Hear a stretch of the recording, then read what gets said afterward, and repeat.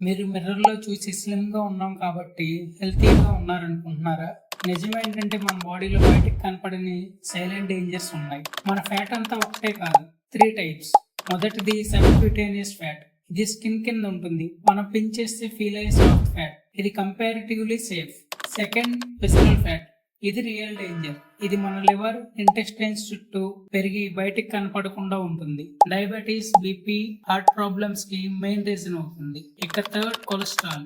ఇది ఫ్యాట్ కాదు, బ్లడ్ లో ట్రావెల్ అయ్యే సబ్స్టెన్స్. ఇందులో ఎల్డిఎల్ అనే బ్యాడ్ కొలెస్ట్రాల్ ఎక్కువైతే మన ఆర్టరీస్ స్లోగా బ్లాక్ అయ్యి హార్ట్ అటాక్ రిస్క్ కి లీడ్ అవుతుంది. అందుకే గుర్తించుకోండి, వెయిట్ తక్కువ ఉండడం ఒకటే హెల్త్ కాదు, లోపల ఎలా ఉందో అదే real health. Proper diet, daily movement, exercise ఇవి మీ బాడీని బయట కూడా లోపల కూడా స్ట్రాంగ్ గా మెయింటైన్ చేస్తాయి.